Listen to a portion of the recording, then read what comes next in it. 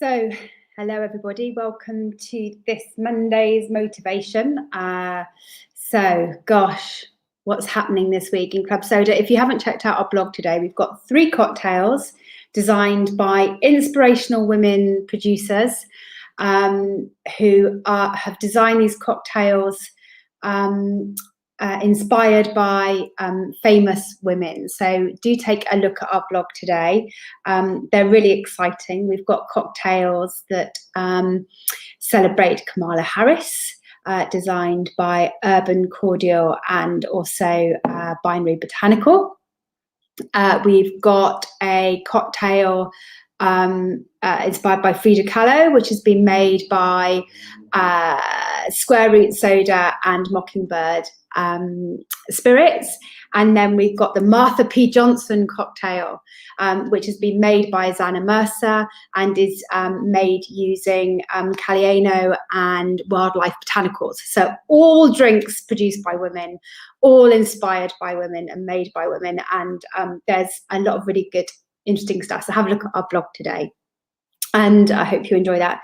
This Friday's podcast, I was going to tell you about that as well. Wait a minute. What is this Friday's podcast? Oh, yeah. Mrs. D, some of you will know from Australia, no, New Zealand, has a panel of guests to talk about being a mother, being sober as a mother, changing drinking as a mother, and the benefits that come of that. So do keep an eye out for that. And on Wednesday, Ask Drew is all about smoking and drinking because it's No Smoking Day, and we've got some advice on that from experts. So that's just a little recap of what's happening in Club Soda this week. So do keep an eye out. But what's today's motivation about? Well, I had a disappointing weekend. Some of you would have seen that I was going to do the 4x4x48 Goggins challenge, which was 4 miles every 4 hours for 48 hours. And I knew I had an injury that I'd been recovering from, but I was determined to give it a go. And I managed 12K of that, so 3 runs at 8 p.m, midnight and 4 a.m. before I knew that my hamstring had gone, and that if I carried on pushing it to do the whole lot, I would have absolutely killed myself and probably done myself a permanent injury. Boy, was I disappointed with myself. And I've been a miserable shithead all weekend, right? So what has this got to do with motivation for you guys, right? Well, because whilst I have not been the nicest person in the world and been grumpy and sullen and quiet, it is still better than what my reaction would have been in previous years. And I was reflecting this morning on how we can choose our reactions and why that is important when you're changing your drinking. Now, so as you know, I'll be coming up to 9 years alcohol-free this May. And I would love to tell you that, gosh, wow, changing drinking, that all got licked in the first month. And then since then, it's just been just joyous. The truth is I continue to learn, and I continue to recognize, you know, my relationship with alcohol in the past and how it affects me now and how I'm still learning. And this weekend was one of those opportunities when I was still learning. So bear with me here. So I had to spend some time thinking about how I was reacting to how I felt about being disappointed about not being able to continue the challenge. And when I was drinking, I can tell you very clearly what my reaction to everything was. My reaction was to have a drink. Sad, happy, minor disappointments, not even big disappointments in a day. My automatic reaction was to have a drink. And one of the biggest challenges of changing drinking is to recognize that reaction is no longer possible. I had to do something else in its place.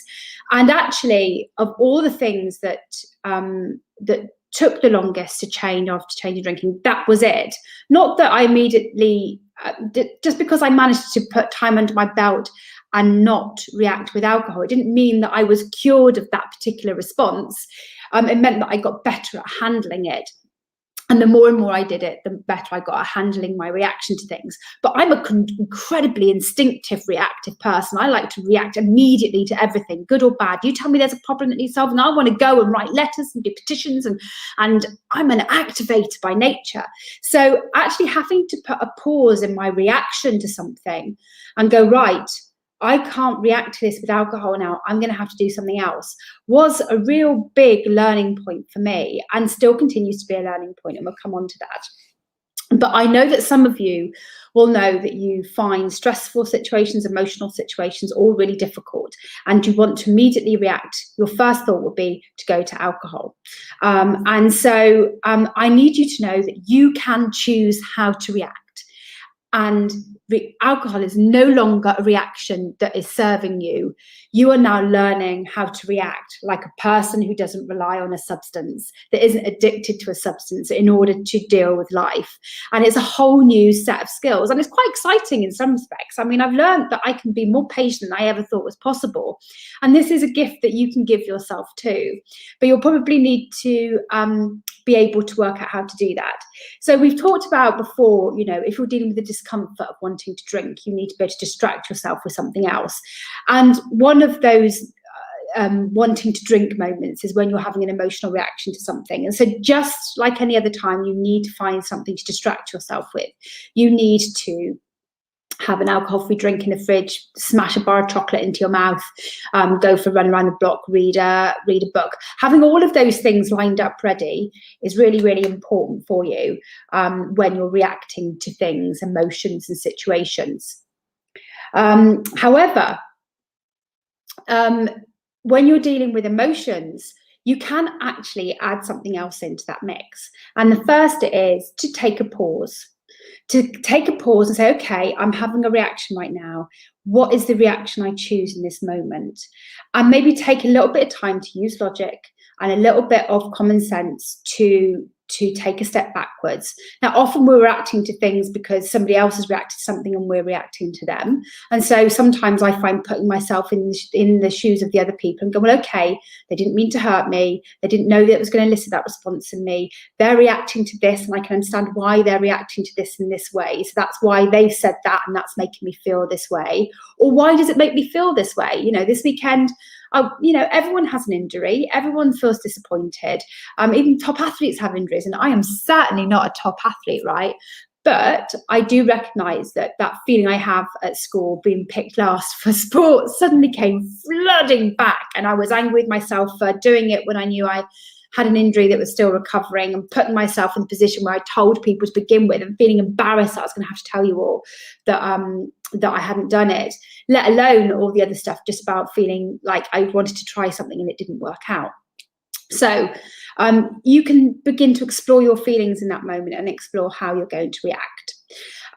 So take a pause before you say anything, before you do anything, before you even reach for a chapter of a book, before you even take a drink of an alcohol-free drink, or a drink of water, or eat some food. Take some time to understand what's going on and what's making you react that way, and know that you can choose to react in a different way. And we've all seen it, right? There will be people that we know in our lives who always react calmly to situations. You watch them, they take a step, they pause, they think, and they don't react instinctively like I do. And I'm in awe of their superpower, right? So, you know, you can be that person too. You can choose how to react. And I'm going to come on to a question from somebody in a minute, which is a really important about that. Also, know that you won't be perfect. Nobody's perfect. Even those people that we see who react calmly to all sorts of situations are not perfect. And particularly if you find that you've reacted to something by drinking, reacting to the disappointment you feel by drinking and having broken your streak or something like that, you have a choice on how you react to that too. And yes, you could retreat and beat yourself up and feel guilty and terrible. Or you could go, right, okay, something happened here and I need to understand what's happened. And my reaction to drinking again, or having a drink when I hadn't intended to, is to do this instead and work out what went wrong so I don't end up in this situation again. That is also a reaction you can choose. So you can react to your own goal setting and how you achieve your goals as well. So I want to give you that power today, because I think it's really empowering knowing that you can choose how to react to a situation, knowing that taking a breath and a step and using some logic and some thought before you react in any particular way can help. Having a whole bank of things around you to help with that, such as other alternative things to do, is really helpful. And knowing that this is something that everyone else goes through is also important. And understand this is a skill that you can learn, and it's a skill that you'll continue to learn again, even after 9 years, alcohol free. So I'm getting better at it. I'm certainly better than I was 9 years ago, but I've still got a long way to go, as I sat bawling my eyes out over the weekend. Anyway, somebody has asked a question about understanding your triggers. You do know your triggers. If you sit down and think about your drinking over, keep a little bit of a drink diary. Think back of your drinking over the last few months and go through times that you've drunk, who you're with, where you were, what you drunk. Then you begin to know what your triggers are. It might be that you're used to drinking at 6 p.m. every day after work because every day is a stressful day at work. It's amazing how stress suddenly becomes this very binary and daily thing because it gives us an excuse to have a drink. But you may know that 6 p.m. is a trigger. You may know that when the kids are playing up, that's a trigger. You may know that when you're hungry, that's a trigger. It was a big trigger for me. Every time I was hungry and thirsty, I didn't pick up food and water. I drank alcohol. Goodness me. It was really clear that was a big trigger for me. So you need to do a period of reflection. What I'd say to the person who's asked that question is we've got a free 3-day course that actually begins to give you the space to reflect on changing your drinking. So why not have a look at that? Go to joinclubsoda.com, sign up. It will give you some space to look at your drinking habits and begin to unpick where your triggers are. You will learn more as you go along. You'll go, it's a Saturday lunchtime and it's sunny and I'm really wanting a drink. A sunny day is a trigger for me. I hadn't known that. And you can add it into your list of triggers. So some you would discover on the way, but some you already instinctively know if you went through and thought about your drinking over the last few months. So know in today that you can choose your reaction. Somebody has also asked a question about alcohol-free drinks, so I'm going to answer that. So what's my favorite alcohol-free drink? It's one of my favorite subjects. So first of all, just to know that an alcohol-free drink is just a drink. Most of them are also sugar-free. So they actually end up being healthier than smashing back loads of Tizer and Coca-Cola and stuff like that. They have no alcohol in them, so they are good drinks to drink for you. If you find they trigger you to want to have the alcoholic version, then steer clear. Funnily enough, I was never a beer drinker when I was drinking, and now I drink loads of alcohol-free beer. I have no associations of beer with alcohol at all. Everybody's preferences are very individual, and what I'd suggest is jump on Wise Bartender and get yourself a mixed case and use exploring alcohol-free drinks as a way of, as part of your journey and part of your process. It's a really good thing to do. So I've really got into alcohol-free beers now because I find they're sippable, they go really well with food, and I can find a variety of different flavours and types that really pique my interest, and I get very excited about them. But I'm also like, I never drank alcoholic fizzy wine either because it's too expensive and I'm not that sophisticated. But now I really find the alcohol-free sparkling wines are really nice. They make me feel a bit celebratory. They certainly de-alcoholize a bit better than the alcoholic, the red and white wines, and so they're a bit better. I really enjoy spirits occasionally, but I'm a big kombucha fan. For anyone who knows me, I used to like scrumpy cider, and kombucha is my go-to special drink. And there are lots of really good kombuchas out there.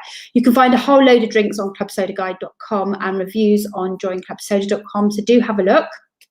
And I will leave that with you today.